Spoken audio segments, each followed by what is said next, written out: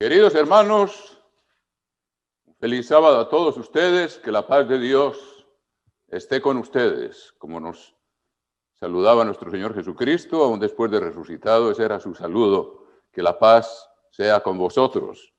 Y hoy tenemos el gran privilegio de tener un sábado tranquilo y apacible, a pesar de la turbulencia del mundo y las angustias que se viven. Tenemos un refugio en Dios, un refugio en el tiempo, como si el tiempo parara, cuando verdaderamente consideramos el sábado como una bendición y al mismo tiempo una orden de Dios basada en el amor por nosotros. Recibimos grandes bendiciones. Descansamos, nos relajamos, nuestra mente ya no debe andar ocupada en tantos asuntos, hermanos, de este mundo, sino en las cosas de Dios. Y así las bendiciones se multiplican. Hermanos queridos, hoy quería tratar un tema le pido a Dios que nos ayude, es un tema absolutamente fundamental. Quizá el tema más importante en la Biblia. ¿Cuál creen ustedes que puede ser? Les invito a que se dirijan al Evangelio de Marcos. Evangelio de Marcos, capítulo 12 y versículo 28.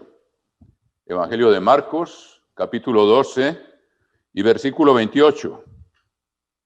Dice: acercándose uno de los escribas, que los había oído disputar y sabía que les había respondido bien, le preguntó: ¿cuál es el primer mandamiento de todos? Jesús le respondió: el primer mandamiento de todos es: oye, Israel, el Señor nuestro Dios, el Señor uno es.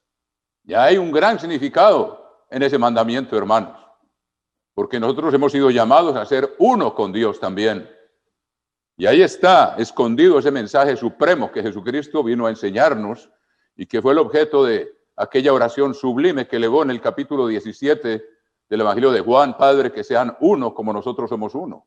Ya que es grandioso este mandamiento, y aquí nos va a explicar cómo podemos llegar a ser uno con Dios y también unos con otros. Y amarás al Señor tu Dios con todo tu corazón y con toda tu alma y con toda tu mente y con todas tus fuerzas. Este es el principal mandamiento. Y el segundo es semejante: amarás a tu prójimo como a ti mismo. No hay otro mandamiento mayor que estos. O sea que este tema es supremo y es grande. Una hermana nos ha hecho la pregunta, hermanos, y francamente yo he tocado el tema, pero ¿comprendemos exactamente qué significa esas 4 dimensiones del amor que se mencionan ahí? Como lo decía un gran amigo mío, el judío Mardoqueo, de quien tuve el privilegio de ser muy amigo y aprendí mucho de él. Me decía: el amor tiene 4 dimensiones. Hay que amar a Dios con todo el corazón, con todo el alma, con toda la mente y con todas las fuerzas. Ahora, ¿qué significa cada una de ellas? ¿Entendemos exactamente qué es? Francamente, yo mismo, pensando en ello, no pretendo haberlo entendido totalmente, hermanos. La palabra de Dios es muy profunda y este tema es fundamental. Hoy voy a tratar, con la ayuda de Dios, hermanos, de explicar aspectos fundamentales de lo que cada una de esas cosas significa, y no pretendo agotar el tema, que la palabra de Dios es insondable. Entre tanto, debemos pedirle a Dios que nos ayude a poner por obra lo fundamental, y ya Él nos guiará hacia aspectos más profundos de este mandamiento, hermanos, que es fácil aprendérselo, pero saber exactamente qué significa es otra cosa, hermanos. Demanda meditación y súplica a Dios, que es el que nos enseña la verdad por medio de su Espíritu. Entonces, hermanos, lo primero, hay hermanos entre nosotros que son nuevos, son recientes, y uno de los peores engaños que hay en todas las religiones del mundo, prácticamente en todas, y entre ellas el llamado cristianismo, es que lo primero es que no saben exactamente qué es el alma. Y Dios nos ordena amarlo con esas 4 dimensiones, como lo podemos. Yo estoy utilizando la terminología de mi hermano, de mi amigo Mardoqueo, el judío, que me gustó mucho, y debemos entender exactamente qué significan. Y lo primero que tenemos que entender es que el primer engaño y la primera mentira que Satanás, que es el que engaña al mundo entero, la primera mentira que les dio a Adán y Eva fue acerca del alma, acerca de la inmortalidad. Fue la primera mentira. Jesucristo dijo en su palabra, en Juan 17:17, ustedes lo pueden apuntar y lo saben ahí, tu palabra es verdad. Tu palabra es verdad. Y Jesucristo y Dios en el jardín del Edén, ustedes bien lo saben, en el capítulo 2, veámoslo ahí, hermanos, dice en el capítulo 2 y versículo 16 del libro del Génesis, capítulo 2, versículo 16 del libro del Génesis, dice, y mandó el eterno Dios al hombre diciendo, de todo árbol del huerto podrás comer, mas del árbol de la ciencia del bien y del mal no comerás, porque el día que de él comieres, ciertamente morirás. Una vez más, la palabra de Dios es verdad. Juan 17:17. ¿Y qué dijo Dios del diablo? Vamos a ver capítulo 8, versículo 44 del Evangelio de Juan. Juan 8, 44. Entonces vamos a poner en contraste lo que Dios dice y lo que el diablo dice. Y recuerden que está escrito, capítulo 12, versículo 9 del libro del Apocalipsis. Satanás, la serpiente antigua, que se llama Diablo y Satanás, que engaña al mundo entero. Y esa serpiente antigua engañó a Eva, la madre de todos los vivientes. Y de ahí se difundió esa creencia por todas las religiones del mundo, hermanos. ¿Cuál fue esa mentira? La vamos a ver. Capítulo 8, versículo 44 del Evangelio de Juan. Dice, vosotros sois de vuestro padre el diablo. Me acuerdo cuando le expliqué esto a mi hijo, saltó. Estaba chiquito. Es el privilegio de cuando uno trata de obedecer a Dios, hermanos, y explicarle uno a sus hijos, cuando están chicos, la palabra de Dios, uno es el primero que les está diciendo estas cosas. Ellos nunca las han oído antes. Y Dios a nosotros nos ha dado su espíritu, nos ha traído a su iglesia, columna y baluarte de la verdad, y les podemos enseñar la verdad directamente. Dios nos lo ordena a nosotros como padres. Nunca olviden eso, hermanos. Después, si no lo hacemos, ellos sufrirán las consecuencias y nosotros también, porque hay mucho engaño hoy. Pero veamos lo que dice una vez más. Juan 8:44. Vosotros sois de vuestro padre el diablo, y los deseos de vuestro padre queréis hacer. Él ha sido homicida desde el principio. Él fue el que indujo a Caín para que matara a Abel por envidia. Así como él mismo, Satanás, por envidia, quería tomarse la posición de Dios. Y guiado por ese instinto, que hoy lo llamamos obras de la carne, Caín mató a su hermano.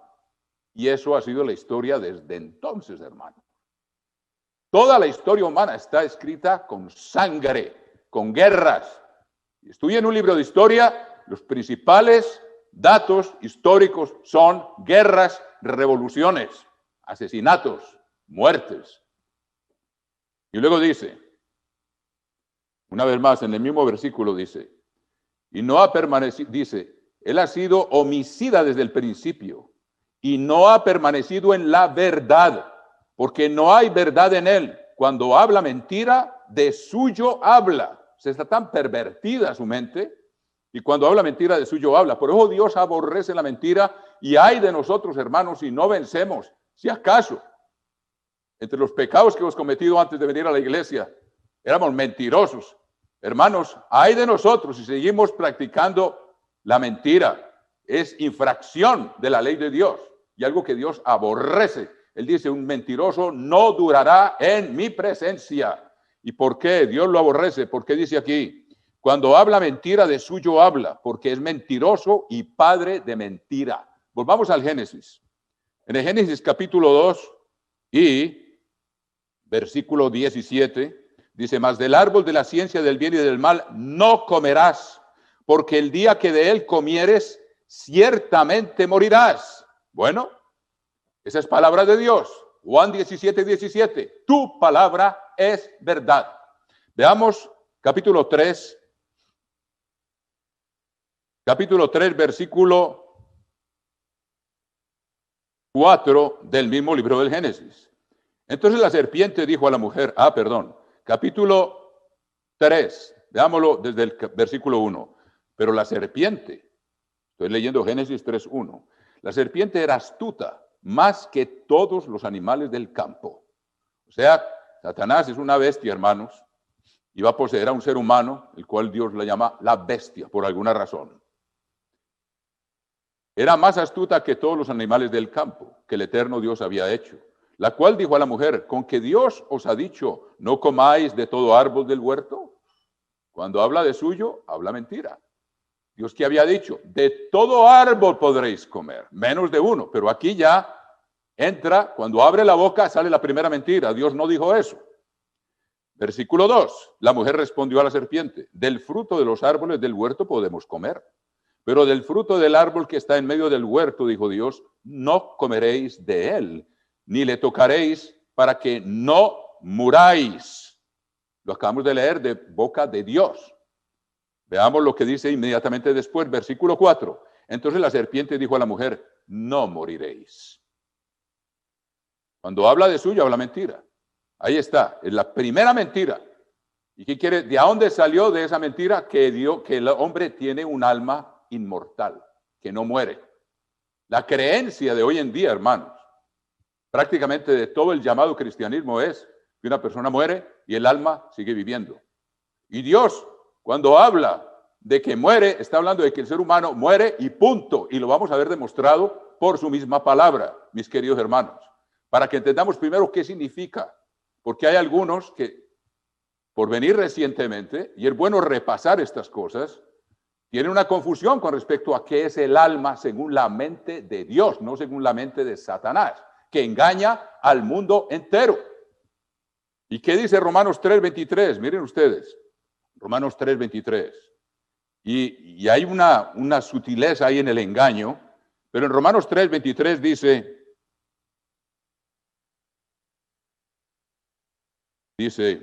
por cuanto todos pecaron y están destituidos de la gloria de Dios. Y creo que es en 6:23, donde dice, 6:23 dice, claro, 6:23 de Romanos, porque la paga del pecado es muerte. Ahora, la gente está tan engañada que cree que muere el cuerpo humano, pero el alma sigue viviendo. Dios dice, es muerte y punto. Y vamos a demostrarlo qué significa cuando estudiemos, según la palabra de Dios, qué significa alma. Dice, una vez más, porque la paga del pecado es muerte. Lo mismo que Dios dijo en el jardín del Edén. Ustedes van a transgredir mi ley, les digo que no coman de ese árbol. Si comen de ese árbol, van a morir. Comer de ese árbol era ofender en varias formas a Dios. Primero que todo, querer ser uno Dios, en el sentido de que uno va a decidir lo que es el bien y el mal, cuando Dios es el único que tiene ese privilegio. Él ha existido desde toda la eternidad anterior y tiene una visión perfecta sobre la eternidad que está después de nosotros. Y Dios sabe exactamente, cuando uno infringe su ley, cuáles son las consecuencias. Y Dios determinó que la consecuencia final es la muerte y no que siga viviendo algo. Ese es un mito que la gente tiene metido en la cabeza, hermanos. Sigamos aquí. Dice, porque la paga del pecado es muerte, mas la dádiva de Dios es vida eterna. Entonces la gente está tan confundida que no entiende por qué cree que el alma sigue viviendo, que es una contradicción a lo que Dios dijo. Ahora vamos a demostrarlo. Vamos al libro del Génesis capítulo 1, mis queridos hermanos, y vamos a ver lo que es el alma. Para ello, para resumirlo, voy a leer un artículo que escribí hace años, donde está resumido este tema. Yo creo que nos puede ser útil. Aquí les voy a leer en este folleto. Dice, la primera mentira de parte del diablo hacia el ser humano se encuentra en el libro del Génesis. Dios había declarado enfáticamente, de todo árbol del huerto podrás comer, mas del árbol de la ciencia del bien y del mal no comerás, porque el día que de él comieres, ciertamente morirás. Ya lo leímos, Génesis 2, 16, 17. La palabra de Dios es verdad. Juan 17, 17. La palabra del diablo es mentira. Juan 8:44. Cuando habla de sí, habla mentira. Entonces, dice aquí, entonces la serpiente dijo a la mujer, no moriréis. Primera mentira. A partir de esta mentira se difundió la creencia en casi todas las religiones del mundo de que el ser humano tiene un alma inmortal. Esta creencia antibíblica ha sido una de las bases fundamentales del culto religioso en la inmensa mayoría de las civilizaciones a lo largo de la historia. La civilización egipcia hacía las pirámides para que los reyes siguieran en su viaje en el más allá, porque había la creencia que tenían un alma inmortal, que seguían vivos. Y muchos rituales de la religión hindú y de la religión cristiana está basada en que las ánimas siguen viviendo, hermanos. Vamos a verlo bien claro aquí. Esta creencia antibíblica ha sido una de las bases fundamentales del culto religioso en la inmensa mayoría de las civilizaciones a lo largo de la historia humana. Yo me acuerdo cuando estudié filosofía, hay un diálogo de Platón que se llama el Fedón. Y en ese diálogo él demuestra, entre comillas, que todo ser humano tiene un alma inmortal que existía antes de que él existiera como ser físico. O sea que Platón estaba engañado por Satanás, como casi todos o todos los filósofos, hermanos. El espiritismo se basa fundamentalmente en esta creencia. Por eso está escrito, fue lanzado fuera el gran dragón, la serpiente antigua que se llama Diablo y Satanás, el cual engaña al mundo entero. El rey Salomón, el hombre más sabio que ha existido, declaró en forma inequívoca. Y vamos a buscarlo ahí para que ustedes lo vean en Eclesiastés 3:19. Vayan allá. Eclesiastés, capítulo 3 y versículo 19. Ahí está. Veamos lo que dice. Eclesiastés 3:19, así dice el rey Salomón. Porque lo que sucede a los hijos de los hombres y lo que sucede a las bestias, un mismo suceso es. Como mueren los unos, así mueren los otros. Un animal, la gente no cree, o a lo mejor habrá religiones que crean que un animal se muere y el espíritu del animal sigue viviendo, o el alma del animal sigue viviendo.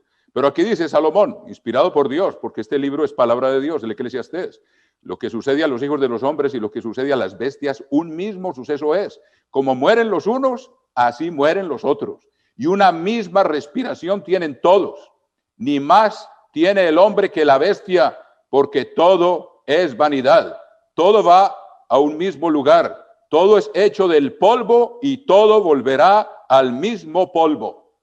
Los animales fueron hechos del polvo de la tierra y nosotros también.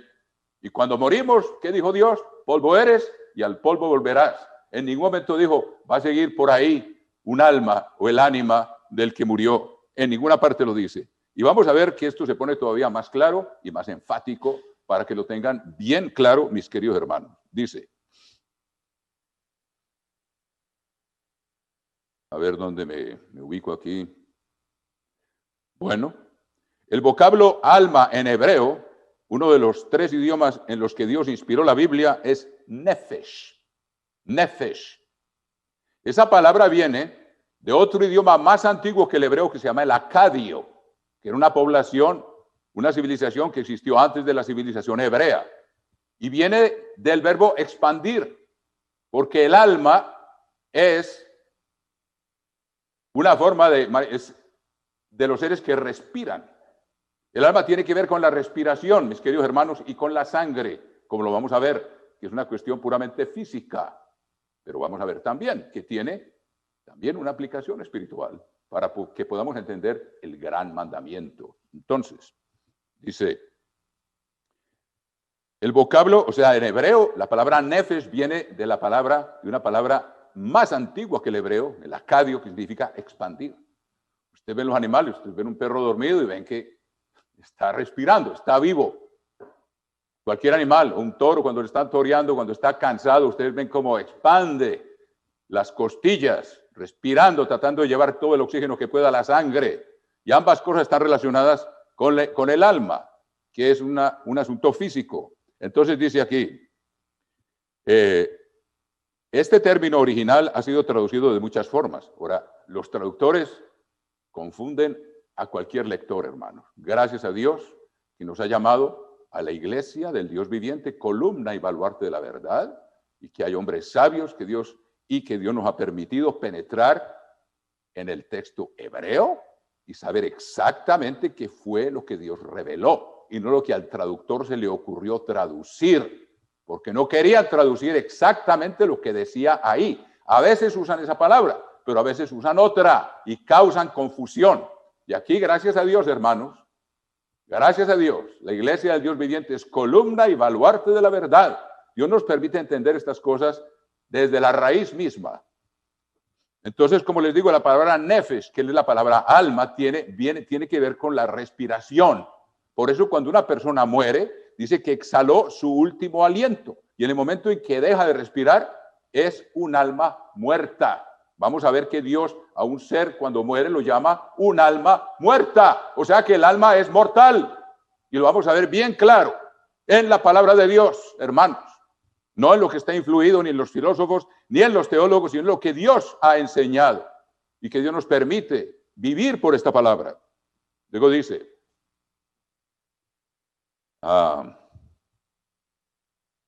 vamos a ver al Génesis y vemos cómo lo que Salomón dijo se aplica en el sentido de que los animales también tienen un alma que es mortal como la nuestra. Y vamos a verlo demostrado bien claro ante ustedes. Vean Génesis capítulo 1 y versículo 20. Recuerden que en el capítulo 3 del Eclesiastés decía Salomón que todos tienen la misma respiración y todos vienen del polvo y todos vuelven al polvo. Y el ser humano igual. Hay una diferencia fundamental, la vamos a estudiar un poco más adelante cuando terminemos de estudiar el tema del alma con la ayuda de Dios. En el capítulo 1, versículo 20 del Génesis dice, dijo Dios, produzcan las aguas, aquí dice, seres vivientes. ¿Sabe cuál es la palabra por seres? Es almas vivientes, hermano. Entonces los traductores ponen seres vivientes. Y el pobre lector lee y dice, bueno, eran seres, un animal es un ser viviente. Pero no sabe que la palabra que Dios utilizó es almas vivientes, que confirma lo que Salomón dice, porque el alma es el que respira, es propio de un ser que respira y que tiene la vida en la sangre, como lo vamos a ver también, hermanos, definido por la palabra de Dios. Dijo Dios, produzcan las aguas, pongan ahí, no les dé miedo. 1:20, digan, y verifíquenlo en cualquier concordancia donde les dan la palabra en hebreo y van a encontrar que es nefesh. Produzcan las aguas almas vivientes y aves que vuelen sobre la tierra en la abierta expansión de los cielos. Versículo 21. Si hubieran traducido correctamente, no habría tanta confusión, hermanos. Pero los pobres traductores seguro también estaban engañados o no querían entender. Yo no les doy el beneficio de la duda. Pero vamos, versículo 21, Génesis 1:21. Y creó Dios los grandes monstruos marinos y todo ser viviente. La palabra es toda alma viviente. Una ballena es un alma viviente, hermanos. Y respira. Y ustedes saben que tiene que salir afuera a botar el agua que se ha tragado y a tomar oxígeno y vuelve y se mete al agua. Ahora, no todos los peces tienen la misma clase de respiración, pero todos necesitan oxígeno. A un pez, si no le oxigenan el agua, se muere, porque necesita el oxígeno para vivir. Y en cierta forma respira, y Dios lo diseñó para que pueda separar el oxígeno del agua. Un diseño absolutamente asombroso, hermanos. Para los que creen en la evolución, eso no hay forma de explicarlo de otra manera, sino que un ser absolutamente omnisapiente y omnipotente creó todo lo que existe. Entonces, una vez más, versículo 21, y creó Dios los grandes monstruos marinos y todo, pongan ahí, toda alma viviente. Eso es lo que dice ahí, en hebreo. Y verifíquenlo, hermanos, si no me creen.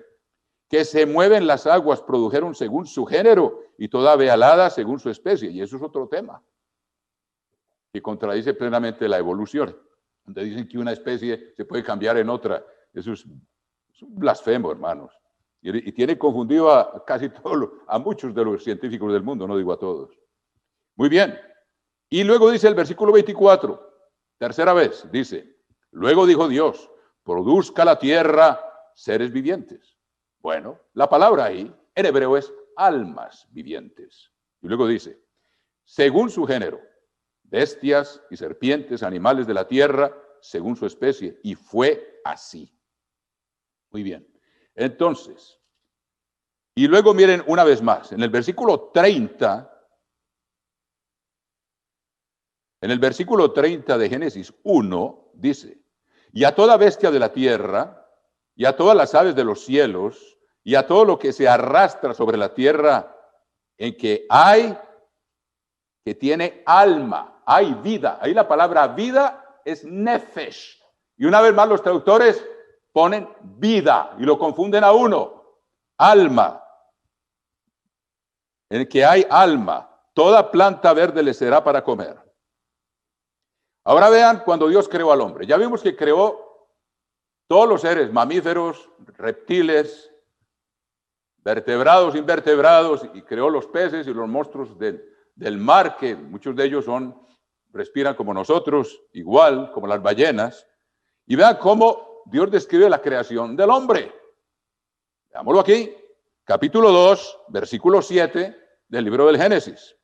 Entonces el eterno Dios formó al hombre del polvo de la tierra y sopló en su nariz aliento de vida, respiración, y fue el hombre un ser viviente. ¿Saben qué dice el hebreo?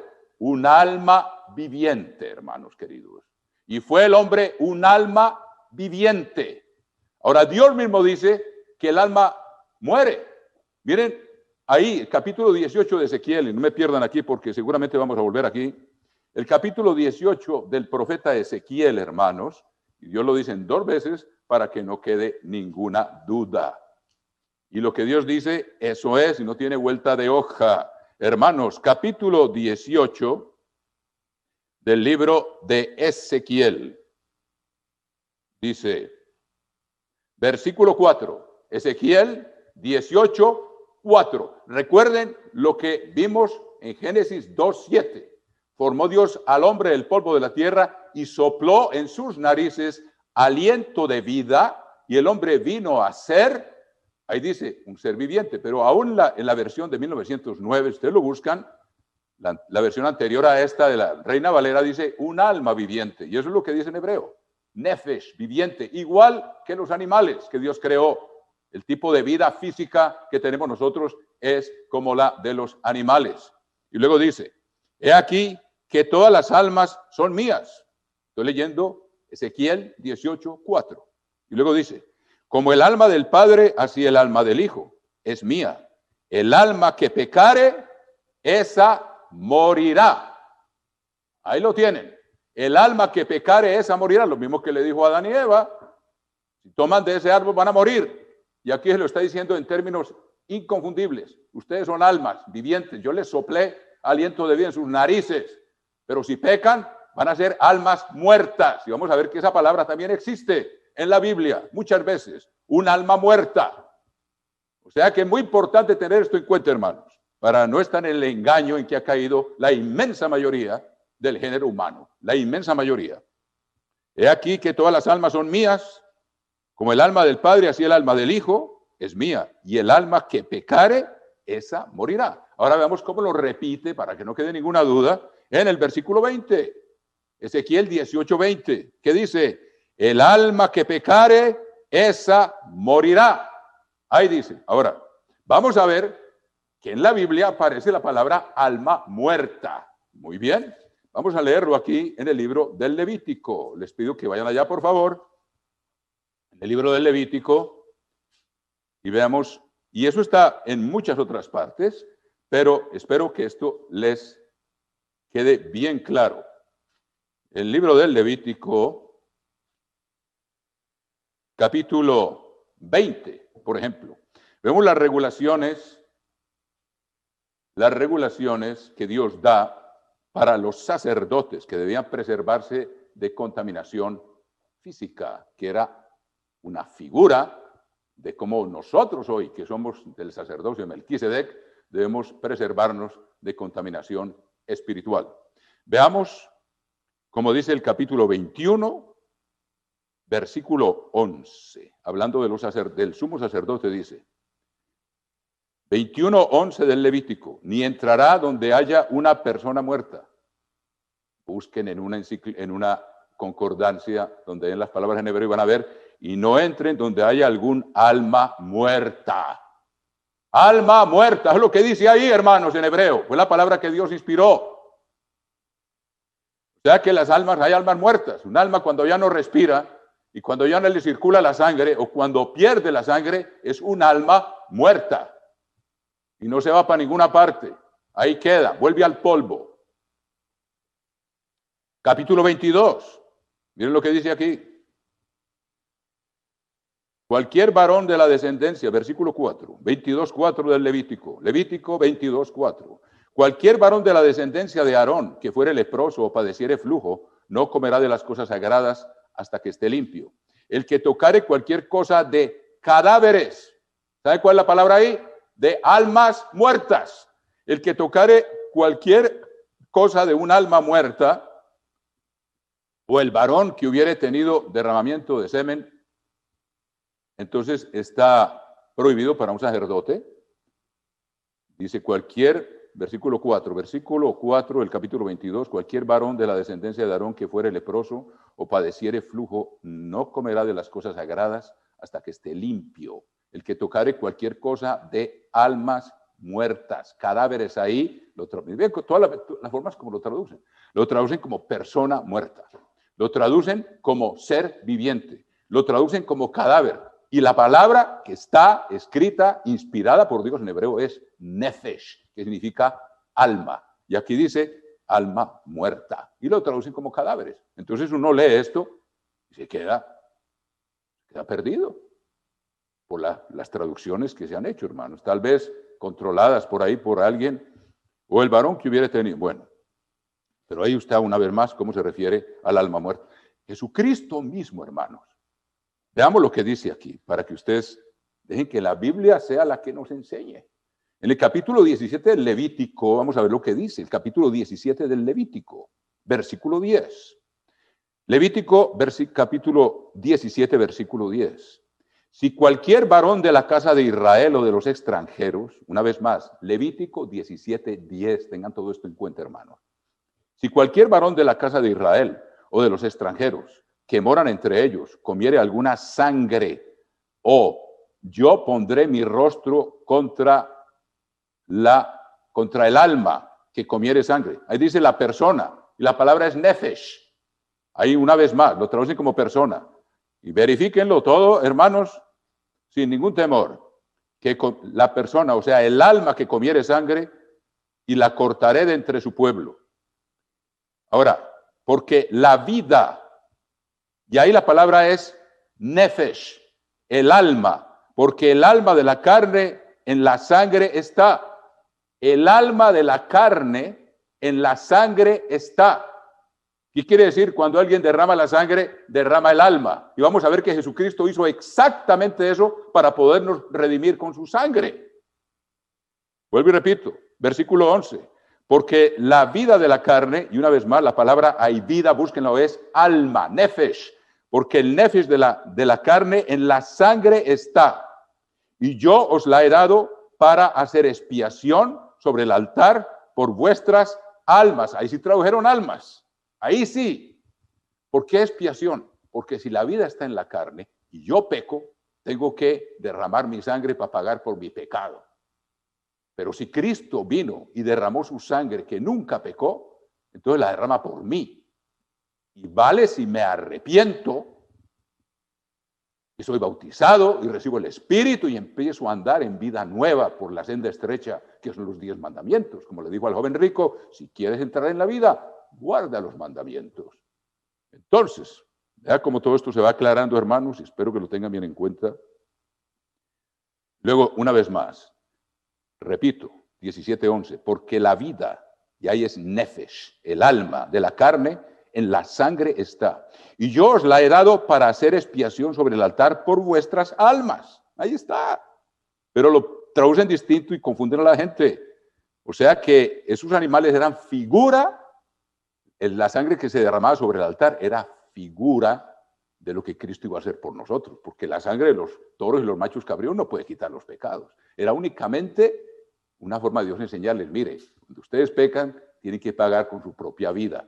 Y en vez de la vida de usted, va a poner la vida de un cordero o de un becerro o de un macho cabrío, y ellos van a derramar la sangre por ustedes. Como quien dice, mientras ustedes entienden que Jesucristo va a venir a cumplir eso y a derramar su sangre, su alma, por ustedes.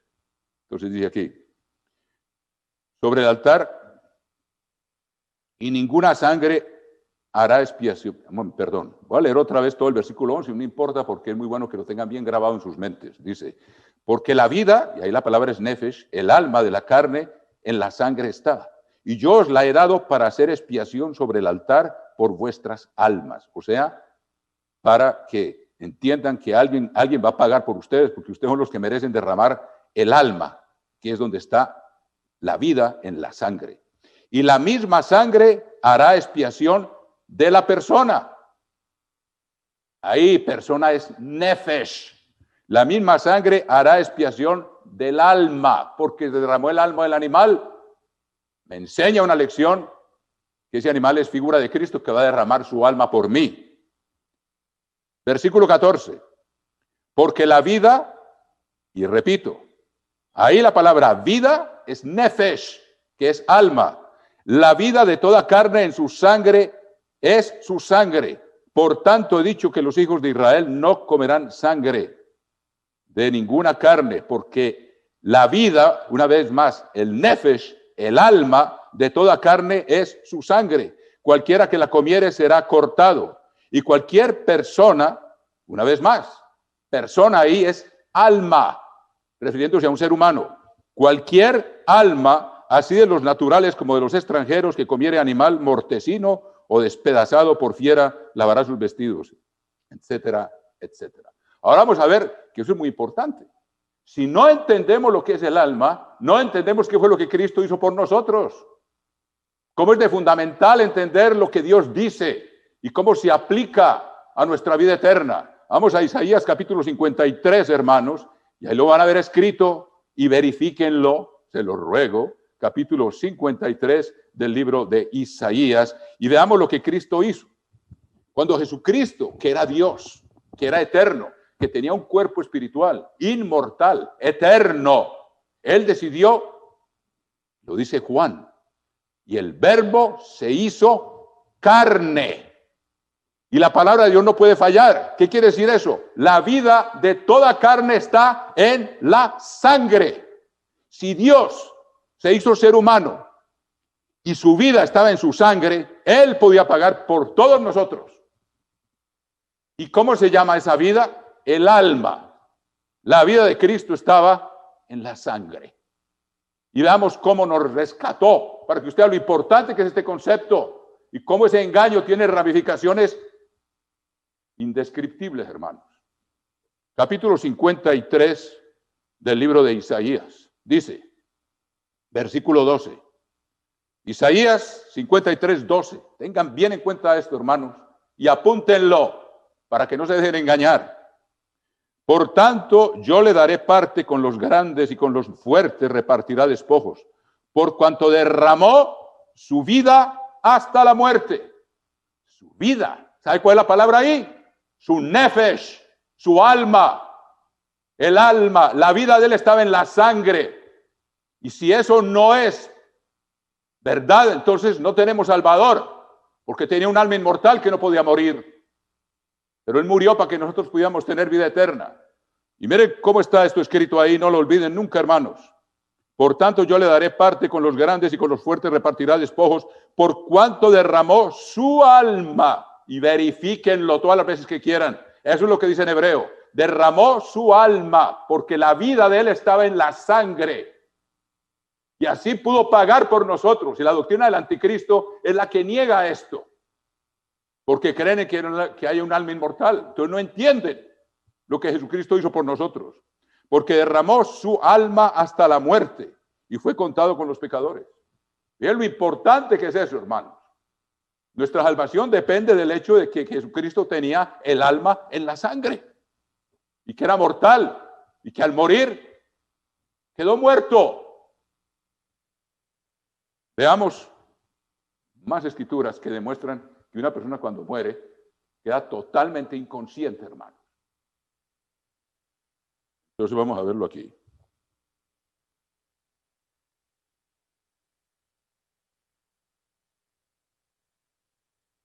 Hay más ejemplos. Bueno, pero vamos a ver aquí. La palabra de Dios nos enseña, además, que cuando una persona muere, queda totalmente inconsciente.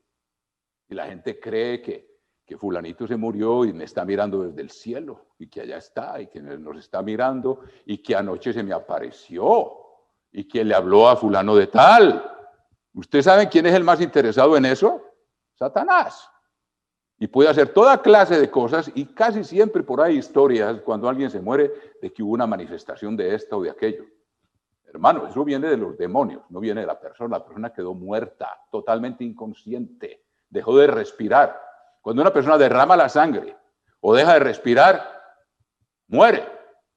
Por eso dice, exhaló su último aliento, y por eso dice, Dios sopló en la nariz de Adán aliento de vida, y vino Adán a ser un alma viviente. Porque respira, y esa respiración le transmite el oxígeno por medio del corazón. Todo está unido a la sangre. Y la vida de la persona está en la circulación de la sangre. Cuando la sangre deje de circular, ya no hay más vida. Entonces, miren esto. Los que viven, vean lo que dice aquí. Eclesiastés 9:5. Les pido que vayan allá, por favor. Eclesiastés 9:5, para que entiendan. Hermanos queridos, creo que no habíamos hecho un estudio sobre esto y ya era tiempo, hermanos. Y muy bueno que esas preguntas que ustedes han hecho verdaderamente han sido, todos nos hemos beneficiado, empezando por mí, porque ustedes hacen una pregunta y dicen, ¿cómo se contesta esto? Y nosotros sabemos y delante de Dios que tenemos que responder lo que diga la palabra de Dios, no lo que nuestra imaginación nos dicte. Y ustedes han visto que con toda honradez, cada respuesta la damos basadas, versículo tras versículo, en la palabra de Dios, no en las ideas de nosotros, sino en cómo Dios piensa, no como pensamos nosotros.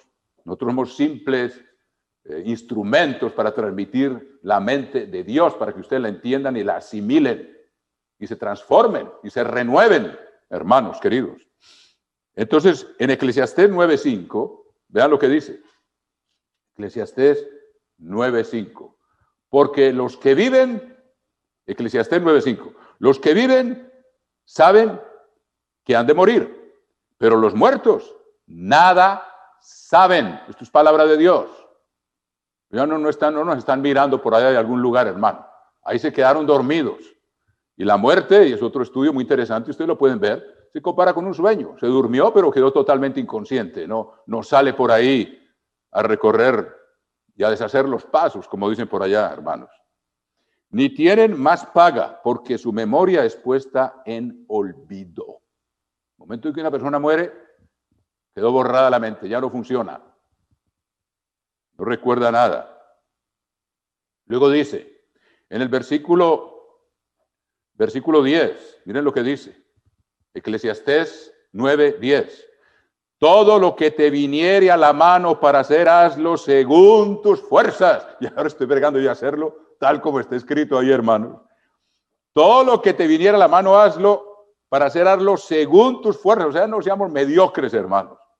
Porque en el Seol, o sea, la tumba, a donde vas, no hay obra, ni trabajo, ni ciencia, ni sabiduría.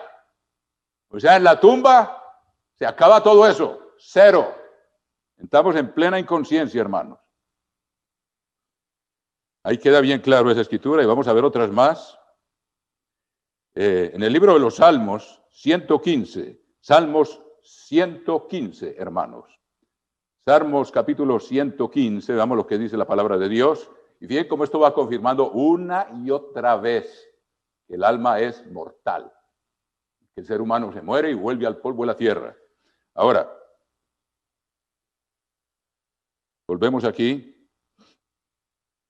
Salmos 115, versículo 17, dice, Salmos 115, versículo 17, no alabarán los muertos a Jah. Jah es una abreviación de Yahvé, al Eterno. No alabarán los muertos a Jah, ni cuantos descienden al silencio. Pero nosotros bendecimos a Jah desde ahora y para siempre. Aleluya. Fíjense que el mismo David, cuando le oraba a Dios, le decía, Señor, pues ¿qué vas a ganar tú con la muerte mía? Mire como lo dice aquí en el Salmo 6, ahora se me ocurrió eso. Muy bonito, dice en el Salmo 6, versículo 4, dice el rey David, vuélvete, oh Eterno, Salmo 6, versículo 4, vuélvete, oh Eterno, libra mi alma, sálvame por tu misericordia, porque en la muerte no hay memoria de ti. Y en el Seol, ¿quién te alabará? Pues dice, no vas a ganar mucho con que yo me muera. ¿Quién te va a alabar en el Seol? Ahí está declarando, y esto es palabra inspirada de Dios. O sea, los muertos, como dice aquí el Salmo 115, no alaban al Eterno. O sea que están muertos, están dormidos, totalmente. Bueno, y en el Salmo 146, vamos a ver más, y hay más, hermanos, pero esto es para que no les quede ninguna duda a ustedes de los mitos en los cuales hemos crecido en el engaño. En el Salmo 146, versículo 3, Salmos 146, versículo 3, no confiéis en los príncipes, ni en hijo de hombre, porque no hay en él salvación, pues sale su aliento, y recuerden que cuando sale el aliento, el alma es alma muerta. Sale su aliento y vuelve a la tierra. En ese mismo día perecen sus pensamientos. Bueno, yo creo que les he dado suficientes pruebas, hermanos, sobre lo que Dios enseña con respecto al alma. Ahora,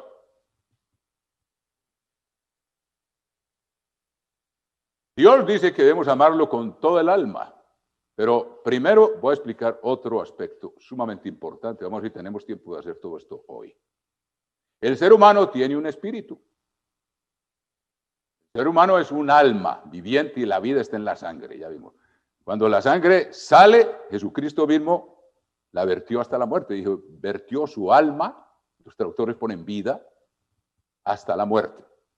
Eso ya espero que lo tengan claro. Sin embargo, vamos a ver el capítulo 12 del libro del Eclesiastés y veamos lo que dice Salomón. Vamos a ver eso qué significa. En el capítulo 12, versículo 7 del libro del Eclesiastés, por favor, apunten esto, hermanos, es muy importante. Capítulo 12, versículo 7 del libro del Eclesiastés dice, y el polvo vuelva a la tierra como era, y el espíritu vuelva a Dios que lo dio. Pero ahí está hablando del espíritu, no está hablando del alma. Ahora, ese espíritu queda totalmente inconsciente. ¿Cuál es ese espíritu? ¿En qué consiste el espíritu en el hombre? Vamos a verlo empezando en Job, capítulo 32 y versículo 8. Hermanos queridos, dejando que la misma Biblia les vaya enseñando. Nosotros somos meros instrumentos para transmitirles lo que la palabra de Dios dice. Veamos lo que dice aquí. Capítulo 32, versículo 8 del libro de Job. Ciertamente espíritu hay en el hombre, y el soplo del Omnipotente le hace que entienda. La palabra espíritu ahí es ruach, no es nefesh. En hebreo es ruach, que quiere decir aire o quiere decir espíritu. O sea, en el ser humano hay un espíritu. Pero, ¿qué es ese espíritu? Dice, el soplo del Omnipotente le hace que entienda. Quiere decir, cuando Dios sopló, la palabra neshama quiere decir soplo. Cuando Dios sopló aliento de vida en Adán, Génesis 2:7, Adán llegó a ser un ser viviente. Pero al mismo tiempo Dios le introdujo un chip que hoy podemos compararlo, que es el espíritu en el hombre. Porque Dios dijo, hagamos al hombre a nuestra imagen. Y de hecho, ustedes miran en la Biblia y si han estudiado el curso bíblico, Dios tiene la misma forma que tenemos nosotros, hermanos. Tiene cabeza, tiene brazos, tiene pies. Y se representa varias veces Jesucristo glorificado. Y nosotros estamos hechos a imagen de Dios. Y semejanza. ¿Qué significa semejanza? Que Dios nos dio una mente que se parece a la mente de Él, pero no es todavía el Espíritu Santo, es el Espíritu en el hombre. Y como dice aquí, le hace que entienda. La gran diferencia entre un cerebro humano, y lo han hecho, el señor Armstrong publicó esto en un estudio donde nos hizo entender estas cosas que yo ahora les transmito a ustedes. Los científicos que no creen en Dios, ni creen en el Espíritu, han tomado un cerebro de elefante, que ustedes, los elefantes, se conocen por la buena memoria que tienen. Y luego un cerebro de delfín, que son conocidos como criaturas o almas, almas vivientes que respiran en el mar, que son bastante inteligentes. Y luego el cerebro de un chimpancé y un cerebro humano, y con microscopios radiológicos se llama. En todo caso, potentísimos. Examinan cada cerebro, hermanos, y ven que la estructura en esencia es la misma. La de un cerebro humano y la de un elefante, de un delfín, un chimpancé, pues que tiene tal vez cierta forma distinta, de acuerdo. Pero ellos se preguntan, ¿por qué hay tanta diferencia entre un cerebro humano y un cerebro de un delfín o de un chimpancé? Los chimpancés son capaces de calcular un viaje a la luna, hermanos, y de mandar gente allá y volverla a traer. Increíble. No lo pueden hacer ni un elefante ni un delfín. Y el ser humano, ¿cómo es que es capaz de hacer las cosas que hace? Y de crear los aviones y los cohetes y los submarinos y la tecnología que ustedes mismos están oyendo ahora. Y cuando yo era niño era ciencia ficción, que se pudieran comunicar instantáneamente y que le dieran la imagen a uno. Eso me acuerdo que era Dick Tracy, el famoso detective, tenía un relojito donde aparecía la imagen, y eso era ciencia ficción y ahora es real, hermanos queridos. ¿Cómo puede un cerebro humano hacer esas cosas? Porque Dios dice, el espíritu, el soplo del omnipotente, o sea, cuando Él le sopló en su nariz, le puso ese chip, que es una mente a la semejanza de la mente de Dios. Pero cuando Dios nos da su espíritu, ese espíritu de Dios se junta con el espíritu en el hombre, porque somos de la misma especie, hermanos. Esto es tremendo. Esto tiene ramificaciones, hermanos, para todos los lados. Ni los ángeles tienen ese privilegio, hermanos. Dios nos dio un espíritu que Él, con el espíritu, Él lo puede engendrar. Cuando el espíritu de Dios se junta con el espíritu en el hombre, después de que se ha arrepentido,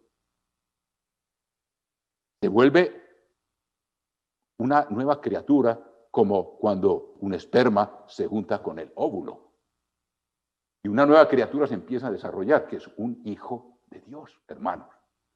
Eso es algo que puede escandalizar a mucha gente, pero una de las realidades más profundas, es la esencia del Evangelio, es que Dios nos está convirtiendo en hijos semejantes a Él, de la misma especie, destinados a ser seres espirituales con un cuerpo glorioso semejante al de la gloria de Él, como está escrito en Filipenses, hermanos.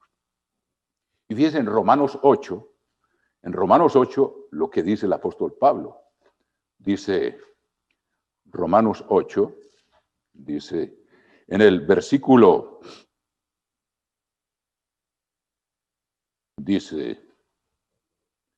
versículo 16, Romanos 8, 16. El Espíritu mismo da testimonio a nuestro espíritu, o sea, el Espíritu de Dios da testimonio a nuestro espíritu de que somos hijos de Dios. Cuando uno recibe el Espíritu de Dios, ya tiene esa convicción adentro, porque hay algo que entró ahí y me da esa certeza de que yo he sido engendrado por Dios. Hermanos, ¿alcanzamos a entender esto? Y eso es gracias a un espíritu que Dios puso ahí. Y cuando una persona muere, cuando el alma muere, ese espíritu vuelve a Dios que lo dio. ¿Por qué razón? Ahora con la informática entendemos, hermanos, En ese espíritu está grabado todo lo que ese ser es y ha hecho en su vida. Como ustedes cogen un computador y le sacan el disco donde está cargado todos los programas que ustedes quieran, ahí está toda la información. Sin embargo, ese disco sin el computador no funciona, está inerte. Es lo mismo, el computador es este cuerpo que Dios hizo, hermano. Y cuando ese espíritu sale, vuelve a Dios, pero ya no funciona, tiene que estar conectado con el cerebro y con el cuerpo humano. Por eso el señor Armstrong decía, el espíritu en el hombre es el que imparte el poder del intelecto al cerebro humano. Así lo definió. A mí me tocó traducir eso. Imparte el poder del intelecto. Y es la gran diferencia que los científicos que no creen en esto, para ellos sigue siendo un enigma. Y cuando un chimpancé es capaz de quebrar una ramita y meterla por un rotico, dicen, ya está empezando a desarrollar la tecnología según la evolución. Hermanos queridos, y de ahí no pasan, de ahí no pasan. Y fíjense lo que dice el apóstol Pablo. Lo que dice el apóstol Pablo, aquí el apóstol Pablo hace la diferencia entre el espíritu en el hombre y el espíritu de Dios. Capítulo 2 de 1 Corintios. Y ven ustedes, Dios lo puso en su palabra, pero es necesario el espíritu de Dios para entender esto, hermanos, y poder conectar todas estas cosas respetando el contexto y sabiendo de qué está hablando Dios. Y ustedes lo pueden ver y comprobar, que yo no estoy inventando nada. Les estoy dando una escritura que se conecta con otra. Y es lo que Dios dice. Y eso es gracias al Espíritu Santo que está en su iglesia y que nos ha dado a nosotros y a ustedes, hermanos. Fíjense lo que dice el apóstol Pablo en el capítulo 2 de 1 Corintios. Les pido que se dirijan ahí. Versículo 6. 1 Corintios 2, 6. Sin embargo, hablamos sabiduría entre los que han alcanzado madurez. Sabiduría no de este siglo, ni de los príncipes de este siglo que perecen. Mas hablamos sabiduría de Dios en misterio, la sabiduría oculta, la cual Dios predestinó antes de los siglos para nuestra gloria. O sea, esa sabiduría viene por el Espíritu de Dios, no por el Espíritu en el hombre. El Espíritu en el hombre es capaz de entender este mundo hasta cierto punto y descubrir las leyes y saber cómo hacer aparatos y saber puede manejar la materia extraordinariamente, hermanos. Vemos la tecnología que se ha alcanzado. Eso es capaz de hacer ese espíritu porque está hecho a semejanza al Espíritu de Dios. Pero las cosas que son del Espíritu de Dios le son ajenas. Vamos a ver cómo Pablo lo explica aquí. La que ninguno de los príncipes de este siglo conoció. Estoy leyendo el versículo 8. Porque si la hubieran conocido, nunca habrían crucificado al Señor de gloria. Antes bien, versículo 9, como está escrito, cosas que ojo no vio, ni oído oyó, ni han subido en corazón de hombre. Cosas que a ningún ser humano se le han ocurrido. Son las que Dios ha preparado para los que le aman. ¿Y quiénes son los que le aman? Los que le obedecen. ¿Y a quién da Dios el Espíritu? Dios da el Espíritu a los que le obedecen. En el libro de los Hechos. Versículo 10. Pero Dios nos las reveló a nosotros por el Espíritu, o sea, el Espíritu Santo, el Espíritu de Dios, el que viene a unirse con el Espíritu en el hombre. Y se unen porque somos de la misma especie de Dios. Por eso dice, hagamos al hombre a nuestra imagen según nuestra semejanza. Los demás animales, dijo, reproduzcanse según su especie. Y así fue y así sigue siendo. Y al ser humano lo creó con el potencial de que Dios se reprodujera según su especie con el ser humano. Hermano, esto es tremendo. Entonces vea lo que dice aquí. Pero Dios, versículo 10, nos la reveló a nosotros por el Espíritu, porque el Espíritu todo lo escudriña, aún lo profundo de Dios. Dios nos da poder de acercarnos a Él y, como decía David, inquirir en su templo. Y Dios nos permite, dice, gloria de Dios es esconder un asunto y gloria de los reyes es escudriñarlo. A veces Dios esconde cosas cuando dice, a ver, descúbranla a ver si son capaces. Y Dios tal vez, Él lo ha permitido. Hay cosas que son secretos que Él guarda, como dice Deuteronomio.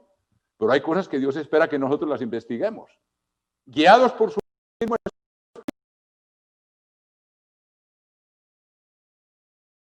reveló a nosotros por el Espíritu, porque el Espíritu todo lo escudriña, aún lo profundo de Dios. ¿Está hablando de qué? Del Espíritu Santo, que se une con el Espíritu en el hombre porque es de la misma especie. Y eso no ocurre con los ángeles, porque eso que Dios hace ahí es un engendramiento. El Espíritu de Dios es la simiente del Padre, y literalmente el griego lo dice en 1 Juan capítulo 3, dice el esperma de Dios. Pero estos son misterios asombrosos que Dios le ha revelado a su iglesia, hermano. Ese esperma de Dios, que sale de las entrañas del Padre y es espiritual, se une con ese espíritu que Él puso en nosotros. Y a unos pocos les está dando ese privilegio ahora. Luego se los va a dar a otros. Pero a ningún ángel Dios le ha dicho jamás: mi hijo eres tú, yo te he engendrado hoy. Los ángeles son hijos de Dios porque los creó y se llaman hijos de Dios. Pero ellos no tienen el potencial de ser convertidos con cuerpos espirituales semejantes al de la gloria del Padre. La gloria nuestra es superior a las de los ángeles, hermanos. Por ahora somos menores. Son cosas maravillosas, hermanos, lo que Dios está haciendo. Dice, versículo 11, porque ¿quién de los hombres sabe las cosas del hombre, sino el espíritu del hombre que está en él? O sea, la mente humana es capaz de reflexionar y pensar y sacar conclusiones y crear sistemas filosóficos como Kant, como Spinoza, como Descartes. Y luego dice, así tampoco nadie conoció las cosas de Dios, sino el Espíritu de Dios. O sea, el ser humano es capaz de funcionar con su mente, que Dios le dio, al nivel humano. Pero ya entender los proyectos de Dios, los planes de Dios, el camino de Dios, le es ajeno. Y Dios por lo general no se lo da a los intelectuales, porque el conocimiento envanece. Y muchas veces ponen todos los títulos en la pared. Y un día le pregunté a un doctor que tenía varios títulos, pues no tenía ninguno en la pared. Y esto no es por ofender a nadie, hermano. Pues le dije, ¿por qué los intelectuales? Yo no debería hablar mal, porque no todos son así. Le dije, porque son los primeros que cuando llega una crisis se los lleva el viento. Porque me tocó observar eso. Yo llevo 40 años en la iglesia, hermano. Y me dijo, ¿y por qué ponen todos esos diplomas en la pared? Y me dijo, porque muchas veces tienen baja estima. Y eso es lo que los hace sentir importantes, hermano. Y muchas veces esa actitud de nosotros, Dios resiste a los soberbios. Satanás, por su propia sabiduría, se pervirtió porque se sintió muy inteligente. Y Dios dice, te doy gracias, Padre, porque le has revelado estas cosas a los niños y las has ocultado de los sabios y entendidos. Estas cosas que ustedes están oyendo ahora. Los teólogos no entienden esto, aunque tengan todos los diplomas que ustedes quieran, y los filósofos tampoco, ni los grandes profesionales o grandes escritores que tienen talentos que nosotros no tenemos. Pero Dios ha decidido revelarnos estas cosas a nosotros. Dice, así también, versículo 11 al final dice, nadie conoció las cosas de Dios sino el Espíritu de Dios. Nosotros podemos entender el plan de Dios con las fiestas. Podemos entender el plan de Dios que nos está transformando nuestro carácter para poder reinar con Jesucristo, hermanos. Un gobierno incorruptible. Versículo 12, y nosotros no hemos recibido el Espíritu del mundo, sino el Espíritu que proviene de Dios, para que sepamos lo que Dios nos ha concedido, lo cual también hablamos no con palabras enseñadas por sabiduría humana, sino con las que enseña el Espíritu, acomodando lo espiritual a lo espiritual, tal como ustedes lo están oyendo ahora. Aquí estamos acomodando lo espiritual a lo espiritual. Leímos en Romanos 8 que Dios dice, el Espíritu mismo da testimonio a nuestro espíritu de que somos hijos de Dios. Y estamos viendo cómo se aplica eso, que nos da entendimiento de cosas que para el ser humano son misterios profundos. Versículo 14, miren, aquí está la diferencia. Pero el hombre natural no percibe las cosas que son del Espíritu de Dios. Si una persona, aunque tenga mucho éxito, aunque sea millonario, aunque tenga todos los diplomas que ustedes quieran, si Dios no lo ha llamado y le abre la mente, no entienden. El hombre natural puede que sea un gran experto en física y en astronomía y en química o en medicina, en lo que sea, hermanos. Pero el hombre natural no percibe las cosas que son del Espíritu de Dios, porque para él son locura. Y estos están locos.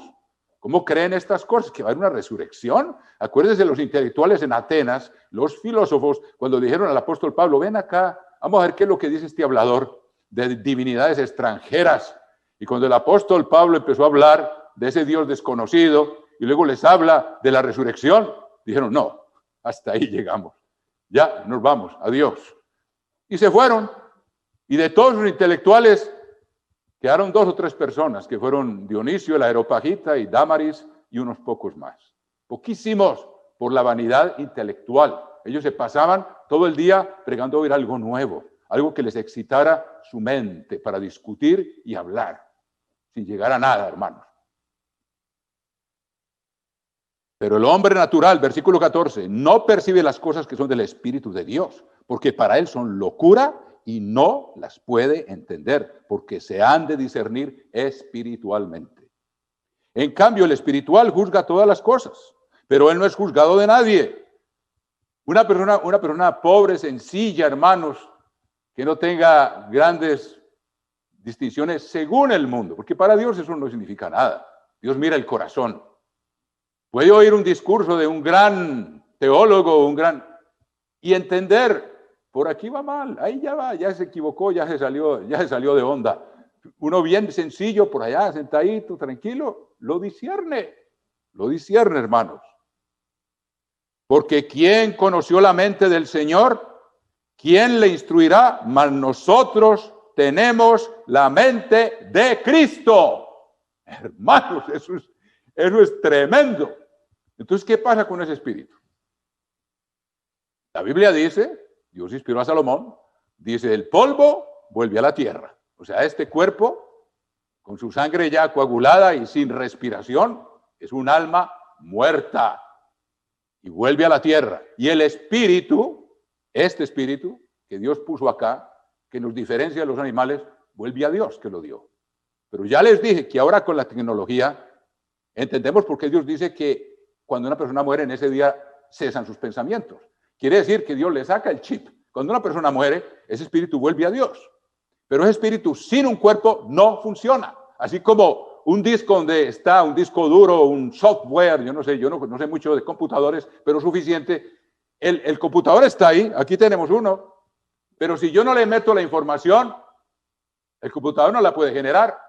¿Me entiendes? Pero el disco tampoco puede hacer nada si no está conectado con un computador. Igual, el espíritu en el hombre se conecta con el cerebro y con todo el cuerpo humano. Y le da la facultad de entender. Dice, el soplo, el omnipotente le hace que entienda. Ahora, al nivel de lo natural, lo sobrenatural, tiene que tener el Espíritu de Dios, que es de la misma especie, pero que Dios se lo da únicamente ahora a unos pocos, hermanos. Entonces, ¿qué pasa? Claro, ustedes le sacan el chip o le sacan el disco al computador y Dios dice, yo lo necesito aquí. Ya está toda la información. ¿Por qué? Dios va a resucitar a unos primero y a otros después. O sea que Dios tiene 2 archivos allá arriba. El uno del espíritu que sube de un ser humano que nunca tuvo el espíritu de Dios. Y el otro, el espíritu de aquellos que fueron fecundados por el espíritu del Padre y que perseveraron hasta el fin y crecieron en gracia y conocimiento y adquirieron y asimilaron el carácter de Jesucristo. Dios lo tiene allá, preservado, en el seno de Jerusalén, por eso se llama nuestra madre. Y se los voy a mostrar. Y los otros espíritus, Dios los tiene ahí reservados para el día, para 1000 años después de la resurrección, cuando todos los que han vivido se van a acordar de quiénes eran. La prueba está que cuando la reina del sur, que estuvo donde Salomón, se levante en el juicio del gran trono blanco, se va a acordar que ella vino de los fines de la tierra a escuchar la sabiduría de Salomón, y esto está declarado por Jesucristo. Y va a condenar a los judíos de esa generación que van a resucitar ahí. Dice, ¿y ustedes tuvieron a este que está sentado en ese trono y no le escucharon? Y yo me vine desde por allá, de los fines de la tierra, a escuchar la sabiduría de Salomón. Y Jesucristo les dijo, y aquí hay algo más que Salomón. Era Dios mismo. Y luego los de Nínive, los asirios, los alemanes de esa época, se van a levantar y les van a decir, y ustedes tuvieron al que está ahí sentado, que es Dios mismo, ahora juzgándonos, hablándoles en su ciudad. Ustedes no le creyeron y nosotros le creímos a Jonás. Y decía Jesucristo, he aquí algo más que Jonás. O sea, la gente va a resucitar y se va a acordar de quiénes eran. Pero ellos no recibieron el Espíritu de Dios. Pero el Espíritu que ellos tenían subió a Dios y ahí está registrado todo. Ahí tienen la prueba de que una persona resucita y se acuerda quién era. Aún los de Sodoma y Gomorra se van a acordar quiénes eran. La misma Biblia nos da todas estas indicaciones. No tenemos que irnos a meter en análisis psicológicos, teológicos, filosóficos para entender esto, sino creer lo que la palabra de Dios dice, hermanos. Entonces, ¿qué pasa? Miren en Hebreos, donde Dios menciona los espíritus. No son personas, no me oigan mal. Por ahí hubo alguien que un día me oyó leyendo esta escritura y mandó un mensaje aquí diciendo que yo estaba predicando que allá en el cielo había espíritus y creyó que eran personas que estaban ahí. No, yo no estoy diciendo eso. Estoy hablando de que el polvo se fue a la tierra y ese espíritu que queda inconsciente como un disco cuando lo sacan del computador, queda inconsciente, no está conectado, no sirve, pero ahí está la información. Espero que me entiendan eso. Capítulo 12 de Hebreos, miren ustedes esta maravilla, hermanos. Dios nos dice, nosotros ahora tenemos, gracias al sacrificio de Cristo, acceso directo a la presencia de Dios, hermano. El capítulo 10 de Hebreos lo dice, aquí lo dice, ¿verdad? 2 páginas más atrás dice, así que hermanos, teniendo libertad para entrar en el lugar santísimo por la sangre de Jesucristo y por el camino nuevo y vivo que Él nos abrió a través del velo, esto es de su carne, y teniendo un gran sacerdote sobre la casa de Dios, acerquémonos con corazón sincero, en plena certidumbre de fe. Entonces miren ustedes que tenemos acceso allá a la presencia de Dios. ¿Por qué? Porque tenemos el Espíritu de Dios y Jesucristo con su sacrificio nos limpió, nos hemos arrepentido y tenemos acceso a la presencia de nuestro Padre. Eso lo estudiamos el miércoles pasado hablando de los panes de la proposición que representan la iglesia de Dios que está en la presencia misma de Dios, frente al rostro de Dios estamos, hermanos. Entonces mire lo que dice aquí el apóstol Pablo, en Hebreos 12, 22. Sino que os habéis acercado al monte de Sión, a la ciudad del Dios vivo. Recuerden que hay un monte de Sión aquí abajo, pero hay otro allá arriba. Aquí lo dice. La ciudad del Dios vivo, Jerusalén la celestial, a la compañía de muchos millares de ángeles. Ahora vean lo que dice el versículo 23. A la congregación de los primogénitos que están inscritos en los cielos. ¿Quiénes son los primogénitos? Abel, Enoc, Noé, Abraham, Isaac, Jacob, José, Moisés. Y muchos más que se mencionan que recibieron el Espíritu de Dios y perseveraron hasta el fin. Y ellos, esos espíritus Dios los tiene allá, pero no a las personas. Tiene el chip, donde está toda la información de Moisés, de David, allá está. Ellos son los primogénitos igual que nosotros, hermanos queridos. A la congregación de los primogénitos que están inscritos en los cielos, en el libro de la vida.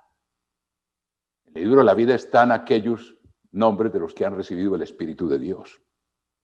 Al Dios, nos hemos acercado a Dios, el juez de todos. A los espíritus de los justos hechos perfectos. Los espíritus. Los cuerpos de ellos volvieron a la tierra. Pero los espíritus de ellos, los que perseveraron hasta el fin, los que crecieron en gracia y conocimiento, los que obedecieron los mandamientos de Dios, dice aquí, nos hemos acercado, podemos acercarnos y allá están escritos en los cielos, y Dios los tiene guardados en la Nueva Jerusalén, que es nuestra madre, como una madre guardando esos espíritus engendrados por el Padre y esperando que suene la séptima trompeta para que nazcan en un solo día. Como dice Isaías, nacerá una nación en un solo día. Todos esos espíritus que fueron hechos perfectos, que fueron perfeccionados por aflicciones. Recuerden que hicimos un estudio sobre eso. Dios nos perfecciona, hermanos. Y es algo de lo cual nadie se escapa. A veces sufrimos aflicciones consecuencias de nuestros propios errores.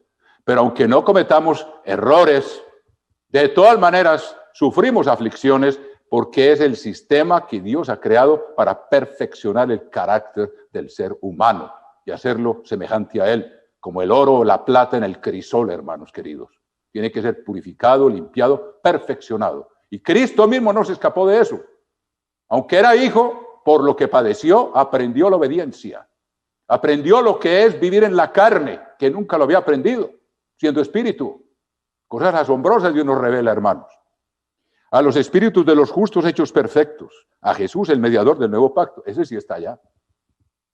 Su cuerpo espiritual está allá. Claro que sí. Y a la sangre rociada que habla mejor que la de Abel. Fíjense qué cosa tan maravillosa, hermanos. Pero ese espíritu está completamente inconsciente, esperando que Dios le dé un cuerpo espiritual a esos espíritus de los justos hechos perfectos. Cuando suene la séptima trompeta, Dios ya tiene todo preparado y ese chip se lo da Dios a ese cuerpo espiritual glorioso que va a tener cuando suene la séptima trompeta. Esto es asombroso, hermanos. Fíjense todo lo que está escondido detrás de eso. Yo no sé si... No, todavía hay tiempo. Porque apenas vamos a empezar el tema de fondo de esto, hermanos, pero era necesario explicar, porque el espíritu es la mente. Y si hay que amar a Dios con todo el alma, hay que entender qué es el alma. Y si hay que amarlo con toda la mente, hay que entender qué es la mente. Y con el corazón también, para poder entender, hermanos, esa maravilla de lo que Dios nos ha dado y lo que es la ley de Dios. Entonces, con eso espero que tengan una idea de que el alma muere. Vuelve al polvo. Del polvo fue tomado y volvemos al polvo, hermanos. Y el espíritu no es un alma inmortal. El espíritu es esa porción, esa porción de espíritu que Dios puso en el hombre, que es semejante a la mente de él, pero que no es el espíritu de Dios, hasta que, si Dios lo llama y se convierte, y es bautizado y se le impone las manos, el espíritu de Dios viene y se junta con ese espíritu y lo fecunda y empieza a crearse una nueva criatura que va a nacer de nuevo cuando suene la séptima trompeta y una nación nazca en un solo día. ¿Qué tal, hermanos? Y está en el capítulo 66 de Isaías para que usted lo vean confirmado aquí. Ya al finalizar el libro de Isaías leemos esta maravilla. Isaías 66, versículo 7. Isaías 66, 7. Isaías 66, 7. Antes que estuviese de parto, dio a luz. Antes que le viniesen dolores, dio a luz hijo. Y vemos que el primero que nació de nuevo, ¿quién fue? Jesucristo, porque eso está aquí en singular. Él nació de nuevo después de 3 días y 3 noches. ¿Quién oyó cosa semejante? ¿Quién vio tal cosa? ¿Concebirá la tierra en un día? ¿Nacerá una nación de una vez? Pues en cuanto Sión estuvo de parto, dio a luz sus hijos. ¿Qué dice el apóstol Pablo en Gálatas? Nuestra madre es Jerusalén la celestial. ¿Y qué hace una madre? Guarda el óvulo engendrado en su seno. Y la nueva Jerusalén guarda, como ya lo vimos en Hebreos. Miren todo lo que hay detrás de esto, hermano. Guarda esos espíritus que fueron engendrados por el Padre como algo precioso. Y los da a luz en un solo día, todos juntos, hermanos, como está escrito aquí. Dice, ¿quién oyó cosa semejante? 66:8. ¿Quién vio tal cosa? ¿Concebirá la tierra en un día? ¿Nacerá una nación de una vez? El Israel de Dios. Pues en cuanto Sión estuvo de parto, dio a luz sus hijos. Yo que hago dar a luz, ¿no haré nacer? Dijo el Eterno. Yo que hago engendrar. O sea, si yo mando mi espíritu y engendro hijos, ¿impediré el nacimiento? Dice tu Dios. ¿Qué les parece, hermanos? Ahí tienen entonces una visión panorámica de lo que es el alma y lo que es el espíritu, hermanos queridos. Que no se dejen engañar y habría mucho más que decir. Ahora, ya vimos que el alma está en la sangre. O sea, que el alma muere. Porque un cuerpo muerto es un alma muerta. Ya lo vimos. Eso es lo que Dios dice. Es un alma muerta. Y el mundo no cree que un alma muere. Dios dice que sí muere. Y el mismo Cristo derramó su alma hasta la muerte cuando vertió toda su sangre. porque la vida de él estaba en la sangre. Y el espíritu, claro, volvió a Dios el Padre y a los 3 días lo resucitó con un cuerpo glorioso. ¿Y cómo entendemos estas cosas, hermano? ¿Cómo podemos discernir esas cosas? Por el Espíritu de Dios. Lo mismo que Dios hizo con Jesucristo, lo va a hacer con nosotros. Ahora, cuando Él resucitó a Lázaro, no lo resucitó glorioso, lo resucitó con el Espíritu en el hombre. El Espíritu todavía no había venido cuando Cristo predicó y cuando resucitó a Lázaro. Fue una muestra que Dios le dio al pueblo judío y a sus discípulos de que hay resurrección. Después de 4 días lo resucitó. O sea que el espíritu de Lázaro todavía era el espíritu en el hombre y ya había subido a Dios, pero Dios el Padre escuchó la oración de Jesucristo y volvió a mandar el espíritu de Lázaro y se lo puso adentro y lo hizo salir y le volvió a dar vida al alma. La puso a circular la sangre. Ahí tenemos el cuadro. Eso fue lo que pasó, hermanos. Ahora bien, ¿qué pasa? ¿Por qué dice que hay que amar a Dios con todo el alma? Veamos que eso tiene una aplicación espiritual también. Si el alma está en la sangre, el alma siente necesidad de alimento, hermanos. Y fíjense y tiene necesidad de agua, porque eso es lo que la hace sobrevivir. Ahora Dios lo aplica al nivel espiritual, pero miremos primero, por ejemplo. Veamos Proverbios capítulo 25, hermanos. Proverbios capítulo 25 y versículo 25. Está fácil de recordar. Proverbios 25, 25, mirad lo que dice. Dice, como el agua fría al alma sedienta. Está bien traducido ahí. Ahí es nefesh. Como el agua fría al alma sedienta, así son las buenas nuevas de lejanas tierras. O sea que satisface un alma, porque el alma es física y necesita agua y necesita alimento para poder seguir viviendo. No tenemos, porque no es inmortal, precisamente porque es mortal, necesita ser nutrida continuamente. Y si se le para la nutrición, se muere, determinado tiempo. Se muere. Una vez más, como el agua fría al alma sedienta. Así son las buenas nuevas de lejanas tierras. Veamos el Salmo 100.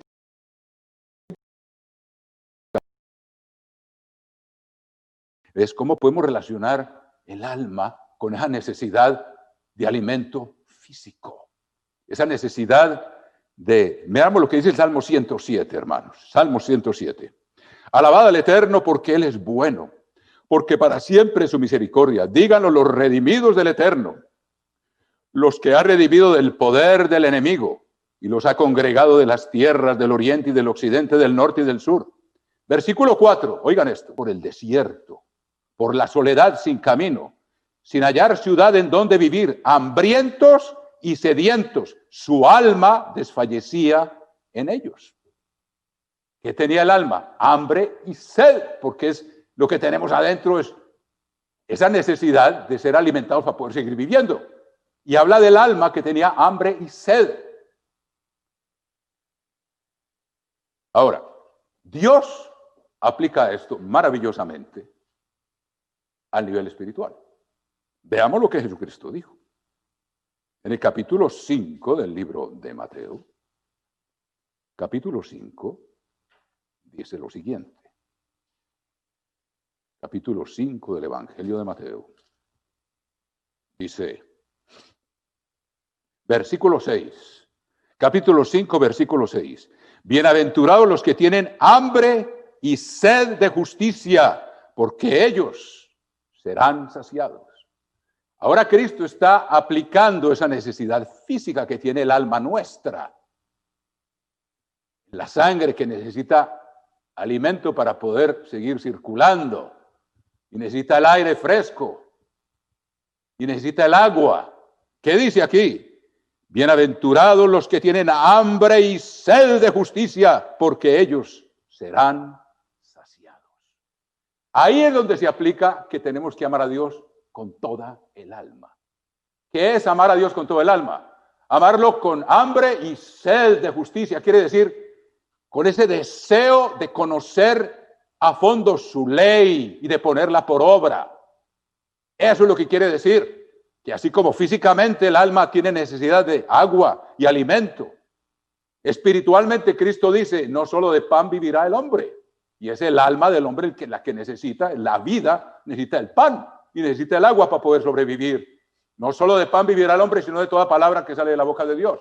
Si nosotros estamos vivos espiritualmente, hermanos, debemos sentir hambre y sed cuando pasan 1, 2 o 3 días y no hemos estudiado la palabra de Dios y no hemos orado y no nos hemos acercado a Dios. Si no sentimos eso, es una señal de alarma que a lo mejor estamos muertos.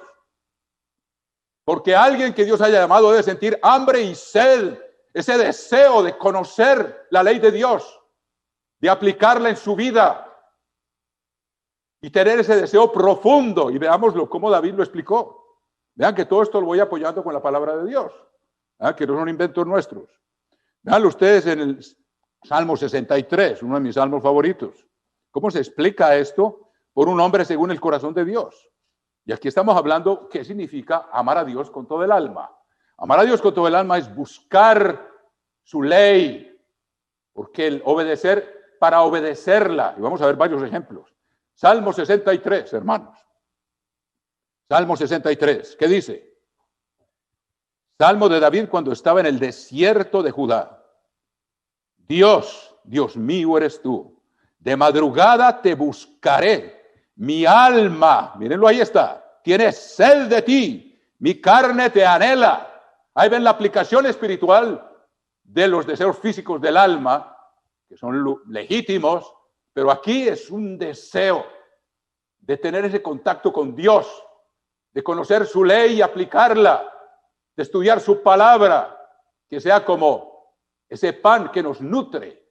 Si no sentimos eso, hermanos, no estamos amando a Dios con todo el alma, como lo ordena el más grande de todos los mandamientos. ¿Ven ustedes la aplicación ahí? Ahí está. Dios, Dios mío eres tú, de madrugada te buscaré. Mi alma tiene sed de ti, mi carne te anhela. ¿Mi carne qué es? Mi alma. Y la vida de esa carne era la sangre, pero aquí la aplica en el sentido espiritual. Quería tener contacto con Dios en tierra seca y árida donde no hay aguas, para ver tu poder y tu gloria, así como te he mirado en el santuario. Quería acercarse a Dios y su alma se lo pedía, porque mejor es tu misericordia que la vida. Mis labios te alabarán, así te bendeciré en mi vida, en tu nombre alzaré mis manos, como de meollo y de grosura será saciada mi alma. El que tiene hambre y sed de justicia serán saciados. El que quiere obedecer a Dios con todas las fibras de su ser, Dios le va a dar ese conocimiento que necesita para satisfacer su hambre y su sed, para empezar a obedecer el más grande de los mandamientos, hermanos. Veamos, por ejemplo, otro ejemplo. Vamos al Salmo 42, hermanos. Vamos al Salmo 42.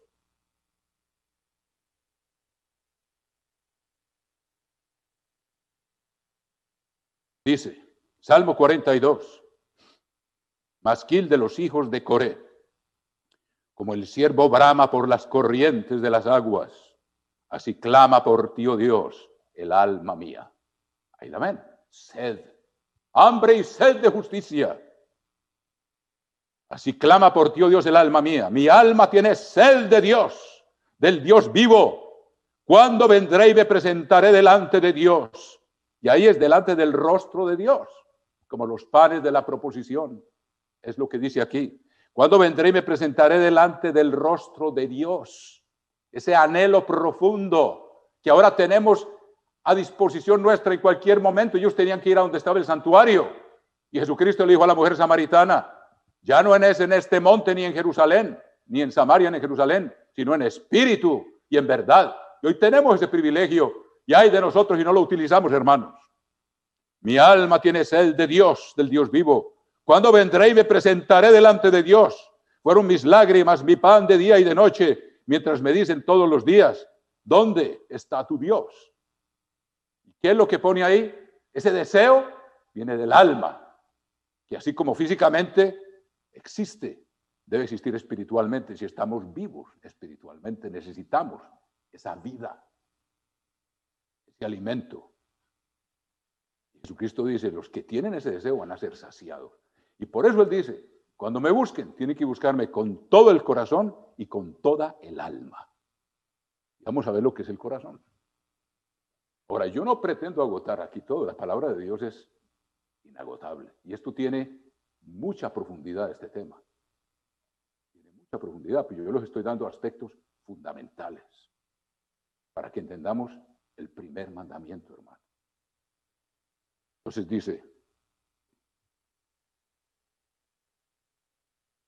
entonces el alma tiene sed, hambre y sed.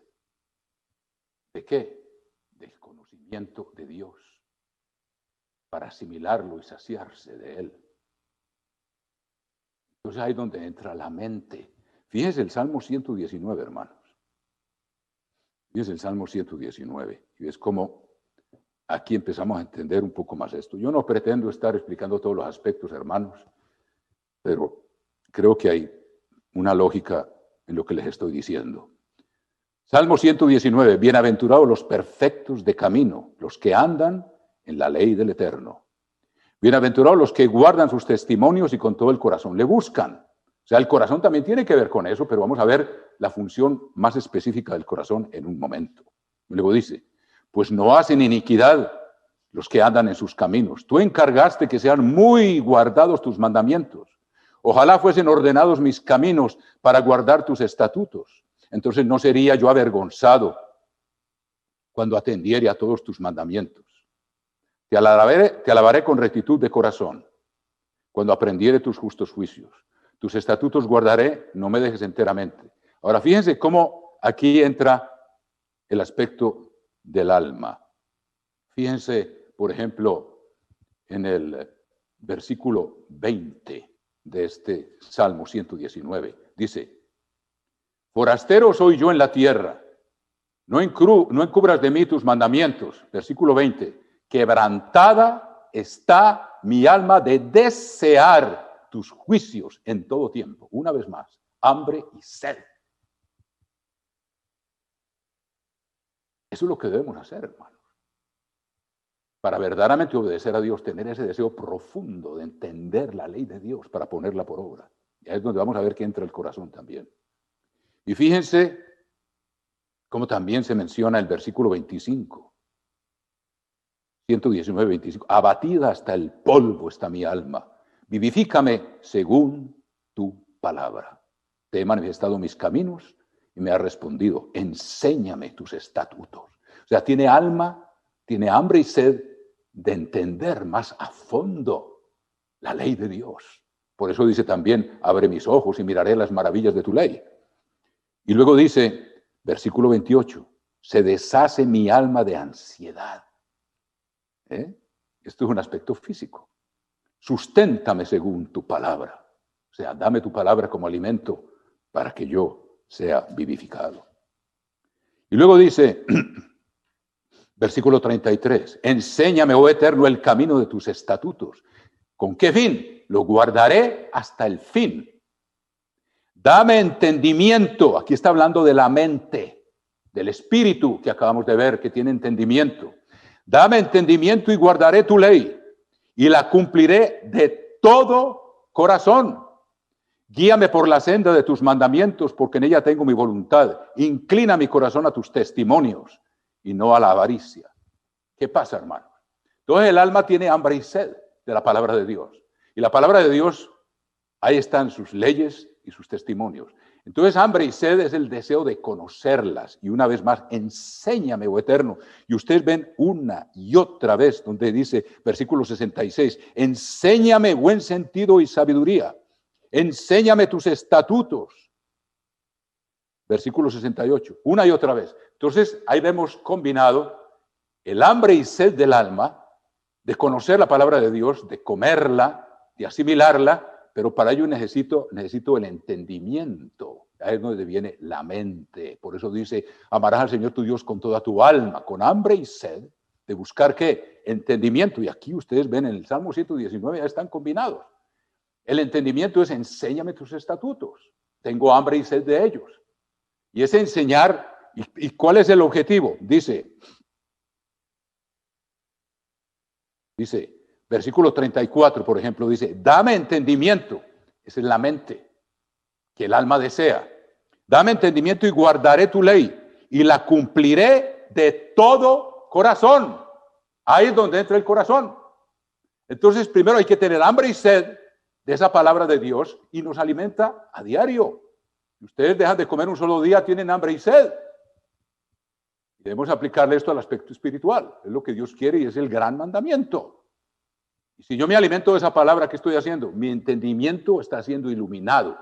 Y esto aquí está resumido en este Salmo 119 magistralmente. Pero ¿qué pasa? El entendimiento solo no basta, hermanos. Yo puedo entender la ley de Dios, que el sábado hay que guardarlo, que las fiestas hay que guardarlo, que los diezmos hay que pagarlos, que no hay que mentir, que debo de hacer los 10 mandamientos. Pero una cosa hay entre entender y otra cosa hay en poner por obra. Entonces, ¿qué pasa? El alma lo desea, Dios se lo enseña, ¿y qué pasa? El corazón entra cuando se ponen por obra, y veamos lo definido claramente en Deuteronomio 5:6, hermanos, muy fácil de recordar. No, Deuteronomio 4:5. Miren ustedes. Mirad, yo os he enseñado estatutos y decretos, como el Eterno mi Dios me mandó. Ahí está el conocimiento. Ustedes lo saben. Ustedes saben el sábado, saben los estatutos y los decretos, como el Eterno mi Dios me mandó, para que hagáis así en medio de la tierra en la cual entráis para tomar posesión de ella. Guardadlos pues y ponedlos por obra, porque esta es vuestra sabiduría. Ahí es donde entra el corazón. Y véanlo en el libro de Proverbios. O sea que hay que tener hambre y sed de ese conocimiento. Y una vez que Dios nos lo muestra y lo entendemos y nos maravillamos, no basta. Hay que ponerlo por obra. El entendimiento por sí solo no nos impele a la acción. Del corazón sale la emoción y sale la pasión, combinada con el conocimiento.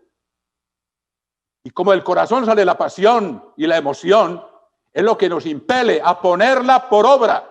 Por eso es necesario tener hambre y sed primero, entender y luego poner por obra. Ahí es donde entra el corazón. Es la convicción profunda, mezclada con pasión y emoción, de que esa ley hay que ponerla por obra. Porque Moisés les dice, les he enseñado estatutos y decretos. Pónganlos por obra. Como dice, póngale el corazón. Y véanlo cómo está descrito eso hermosamente en el libro de los Proverbios, hermanos. Miren ustedes. En Proverbios, creo que es capítulo 2. Vamos a ver. Proverbios, miren lo que dice aquí. Hijo mío, Proverbios, capítulo 2. Si recibieres mis palabras, cuando las recibe porque las ha deseado. Porque estudia la Biblia, hermano. Para estudiar la Biblia hay que tener hambre y sed. Estamos vivos espiritualmente.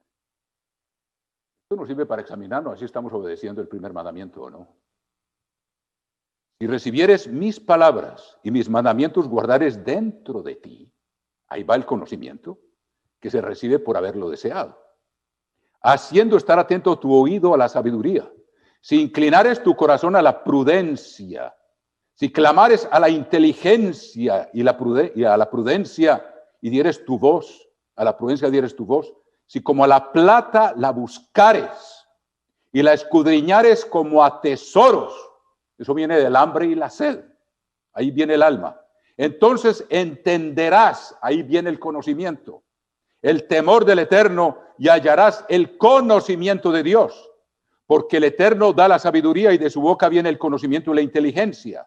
Él provee de sana sabiduría a los rectos, escudo es a los que caminan rectamente, el que guarda las veredas del juicio y preserva el camino de sus santos. Entonces entenderás justicia y juicio. ¿Justicia qué es? Todos los mandamientos. Juicio son las decisiones que se toman basados en esos mandamientos. Eso es sabiduría, saber aplicar el conocimiento. ¿Y cómo se aprende? Y equidad. o sea, equilibrio y todo buen camino, cuando la sabiduría entrare en tu corazón y la ciencia fuere grata a tu alma. Quiere decir, lo deseé, Dios me da el conocimiento, lo entiendo, pero tiene que bajar acá adentro, hermanos, y desearlo con pasión y ponerlo por obra, ahí entre el corazón, porque la emoción no viene simplemente del entendimiento, la emoción viene del corazón. Y por eso es lo primero que Dios pide, me amarás con todo tu corazón. Y eso es la emoción, la palabra emoción tiene moción, nos mueve. El conocimiento solo no nos mueve, pero el corazón, cuando el corazón asimila la ley de Dios, nos mueve, nos impulsa, nos da pasión por amar a Dios, por ponerla por obra. Ahí están los tres. El alma, la mente y el corazón, hermanos. Doy gracias a Dios que nos va mostrando estas cosas, hermanos. Pero así es como obedecemos el primer mandamiento. Y fuera de eso hay que hacerlo con todas las fuerzas.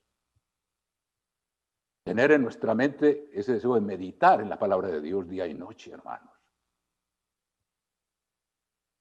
Tener hambre y sed cuando hemos estudiado la palabra de Dios.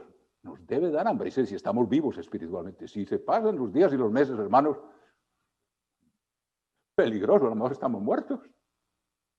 O no tenemos el espíritu, no tenemos vida espiritual. La vida espiritual se sostiene así, con hambre y sed de justicia, eso viene del alma. Con entendimiento viene del espíritu. Y con poner por obra viene del corazón, donde viene la emoción y donde viene la pasión. Y con todas las fuerzas, una plena convicción. Ni fríos, no tibios, hermanos. Ahí tienen una visión de conjunto de lo que significa, hermanos, guardar el más grande de los mandamientos de Dios. Y si uno lo guarda de verdad así, está lleno del Espíritu de Dios y fluye hacia los demás y nos convertimos en fuente de bendición, porque el Espíritu es como ríos de agua viva que salen del corazón. Cuando el corazón pone por obra la palabra de Dios, hermanos, se manifiesta en nuestro derredor y nos convertimos en fuente de bendición para los demás. Y nos estamos preparando para el reino de Dios y no estamos haciendo esto día tras día. Mucha gente dice, bueno, ustedes no se meten en política, ustedes no se meten en esto, en campañas de esto, en campañas de aquello. Nosotros estamos en la tarea más difícil, que sin el Espíritu de Dios no se puede cumplir, en una transformación de nuestro propio ser. ¿Por qué han fracasado todos los gobiernos humanos? Todos los sistemas humanos, uno tras otro, suben, reproducen y mueren. Uno tras otro. ¿Por qué? Porque no ha habido una transformación del corazón de los que llegan al poder. Llegan tan carnales como eran carnales los que estaban ahí antes y como son carnales los que lucharon por alcanzar ese poder. Y tarde o temprano vuelve y sale la carnalidad y llega un fracaso, porque no se anda según el camino de Dios, que es el único que puede traer paz. Y los seres humanos ahora ya están luchando por un movimiento, por el otro movimiento. Todos han fracasado porque ninguno apunta al punto central, el cambio interior, la transformación de la mente y del corazón. Ahí es donde está el cambio que el ser humano no quiere aceptar y que nosotros tenemos que luchar con hambre y sed, con entendimiento y compasión salida del corazón día tras día, hermano. Y se produce esa transformación de gloria en gloria y podemos estar listos para gobernar al mundo para siempre. No será dado a otro pueblo, que lo único que produce estabilidad permanente es la obediencia a las leyes de Dios que ningún gobierno hoy en día practica, hermanos. Que los únicos que lo han practicado fue tal vez Israel bajo el rey David y unos pocos reyes, y sin embargo siempre quedaban con sus caprichos ofreciendo incienso por allá en los montes donde no debían estarlo haciendo. Hermanos, eso es lo que se esconde detrás de eso. Y si lo obedecemos, tendremos el poder de amar al prójimo y de negarnos a nosotros mismos. Tener ese de ser un sacrificio vivo y no guiarnos por nuestros impulsos primarios, porque andamos en el temor de Dios y podemos servir al prójimo y amarlo como Dios quiere que lo amemos. Yo creo que con esto, hermanos, les he dado una visión de conjunto, de algo que yo nunca antes había explicado, pero que está aquí, ahí estaba. Y yo sí me había preguntado, bueno, ¿y qué significa amar a Dios con todo el corazón, con todo el alma, con toda la mente y con todas las fuerzas? Y fíjese que la respuesta estaba ahí, no son ideas mías, son ideas de Dios, pero las pone un poquito aquí y un poquito allá, si queremos verdaderamente entender. Él nos da el entendimiento. Y ahí está explicado, como ustedes lo han escuchado. Que Dios los bendiga, hermanos, y que lo pongamos por obra.